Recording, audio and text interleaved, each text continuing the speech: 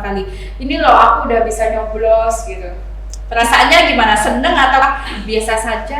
Ya, senang sekaligus bangga ya Bu. Kan awalnya saya nggak pernah ikut ke TPS, tiba-tiba ikut yang hanya ayah dan ibu saja yang ke sana. Akhirnya saya juga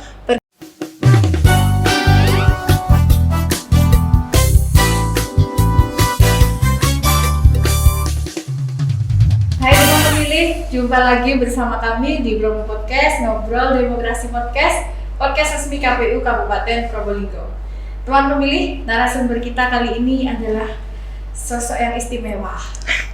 Mbaknya cantik, masih muda, dan insya Allah juga pinter. Assalamualaikum Mbak Rina. Waalaikumsalam Bu. Apa kabar? Alhamdulillah sehat. Alhamdulillah. Teman pemilih, Mbak Rina ini adalah salah satu mahasiswa di Universitas Nurjadid Paiton Probolinggo ya Mbak? Oke. Alhamdulillah. Baik teman pemilih, daripada teman pemilih nih kepo-kepo ini ya siapa narasumber kita, akan saya persilahkan kepada Mbak Rina untuk memperkenalkan diri. Silakan Mbak. Baik, Assalamualaikum warahmatullahi wabarakatuh. Waalaikumsalam. Sebelumnya saya ingin menyapa teman pemilih dulu. Assalamualaikum teman pemilih. Nama saya Arina Rosada Nuriyah Murdianto. Biasa kalau di kampus dipanggil Rosa, kadang ada yang manggil Arina juga Bu. Saya dari Fakultas Teknik Informatika. Dan sekarang kesibukan saya adalah mengajar juga di samping kuliah. Siap. Mengajar di mana Mbak? Mengajar di SMP Insan Terpadu. Mengajar di SMP Insan Terpadu itu di Paiton ya? Di Paiton. Di Paiton. Terus organisasinya di kampus? Organisasi kampus yang saya ikuti itu ekstra dan intra. Yang ekstra itu di PMII dan yang di intra saya menjabat sebagai ketua DPM Fakultas Teknik. Siap. Di PMII, menarik. Jadi rata-rata mahasiswa itu kan memang organisasinya ada yang PMII, ada yang lain-lain ya. Kalau di PMII sendiri itu mulai tahun berapa? Saya masuk di PMII itu mulai 2020, awal menjadi maba. Mulai 2020 berarti sudah 2 tahun. Iya, sudah 2 tahun di PMII. Sudah 2 tahun. Terus untuk ketua pemilu di kampus juga ya?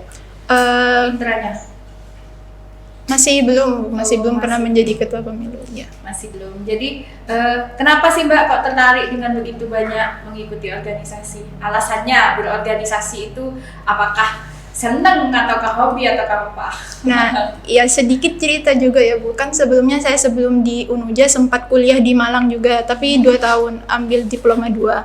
Nah, setelah saya pindah kampus ke Unuja, itu sebenarnya pengen udah berhenti mau ikut organisasi gitu kan, merasa udah terlalu tua untuk ikut organisasi kayak gitu. Jadi awalnya saya ini diajak teman ikut organisasi. Awalnya diajak kok kayaknya seru gitu ya, menambah pengalaman, menambah teman dan wawasan juga. Meskipun di samping itu saya mempunyai banyak kegiatan-kegiatan di luar kampus, tapi ya karena seru aja Bu, asik gitu ikut organisasi kayak gitu. Jadinya ikut organisasi ekstra, ikut organisasi intra dan lainnya.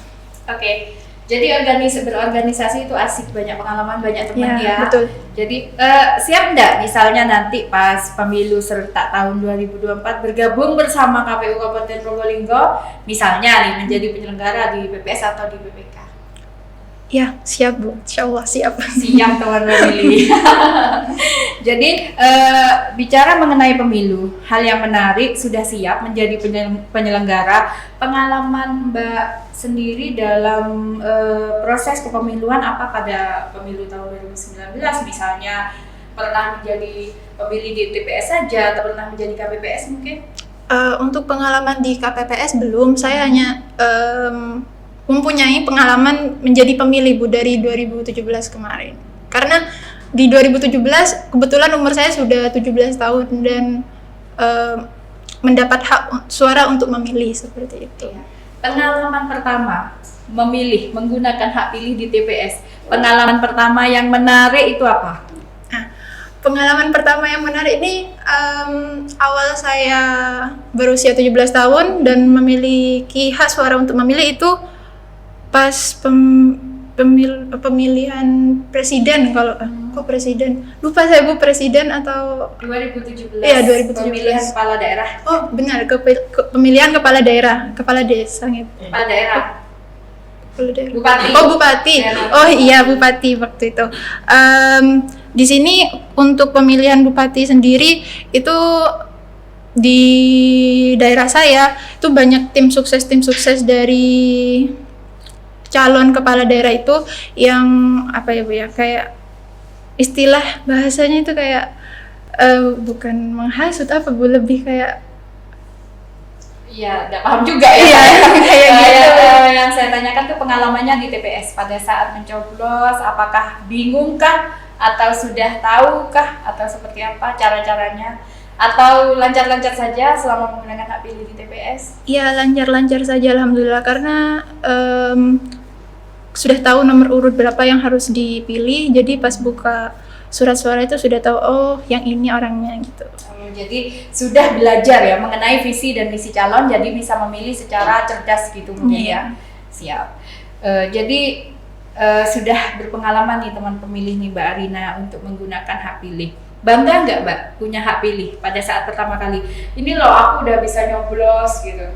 Perasaannya gimana? Seneng atau biasa saja? Ya seneng sekaligus bangga ya Bu, kan awalnya saya nggak pernah ikut ke TPS, tiba-tiba ikut yang hanya ayah dan ibu saja yang ke sana. Akhirnya saya juga pergi ke sana untuk memilih kayak gitu. Sempet surprise, wah kok kayak gini gitu, memilih kayak gini gitu. Sempet saya tuh salah naruh itu surat suara Bu. Saya ingat saya salah naruh, terus diarahkan sama oleh KPPS ya KPPS itu. Teman pemilih, khususnya pemilih pemula nih, pengalaman Mbak Arina ini bisa jadi contoh kalau memilih itu menarik ya, keren. Jadi jangan golput teman pemilih nanti pada saat pemilu serentak tahun 2024. Baik Mbak, sebagai generasi muda ya, sebagai generasi muda, generasi kampus, sebagai mahasiswa, bagaimana perspektif Mbak terhadap proses pemilu itu sendiri?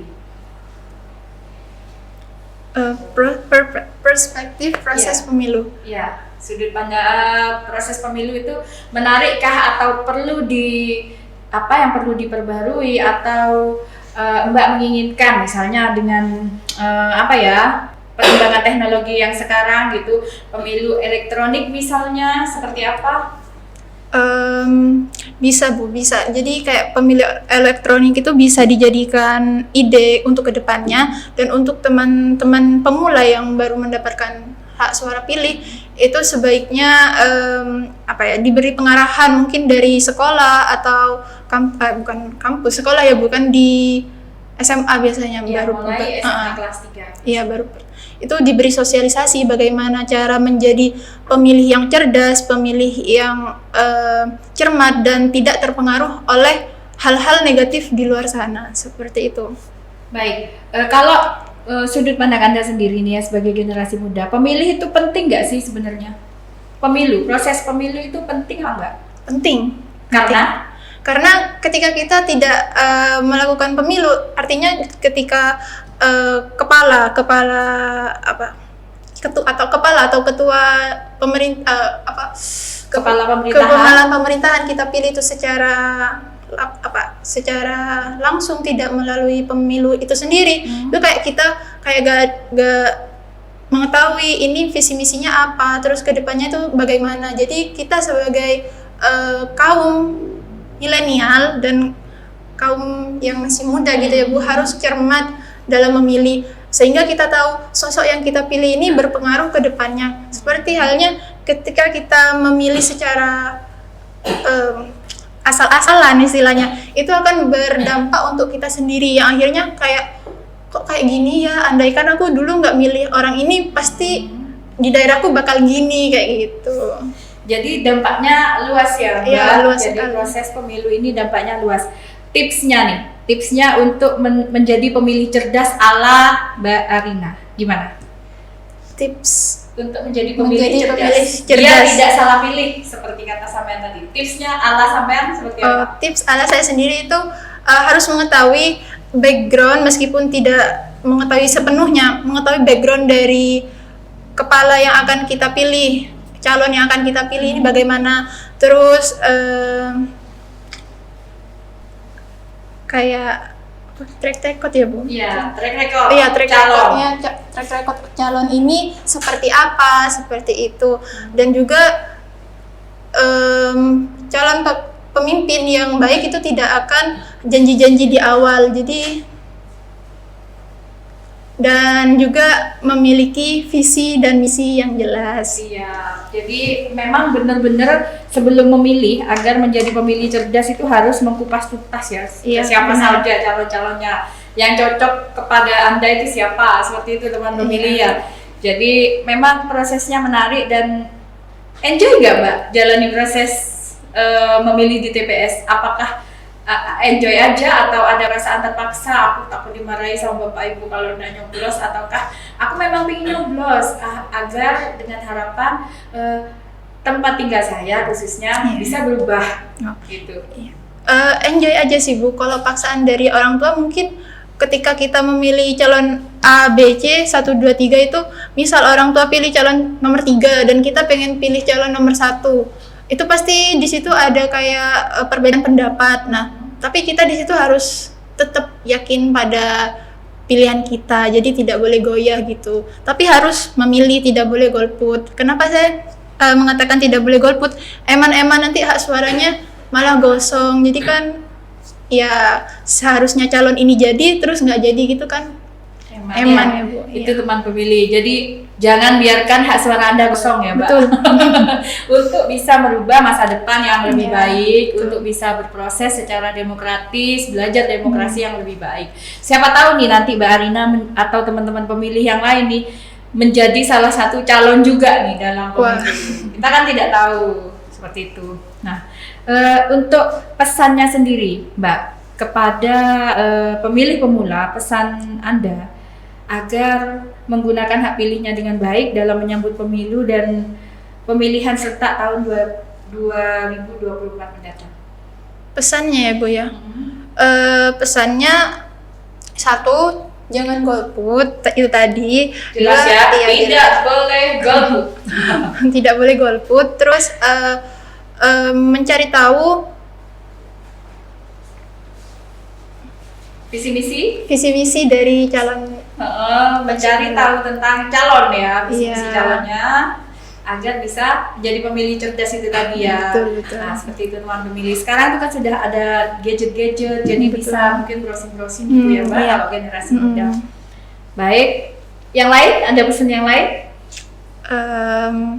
Jadilah pemilih yang jujur dan tidak terpengaruh oleh orang lain. Jadi murni asli dari hati kita sendiri. Itu keren.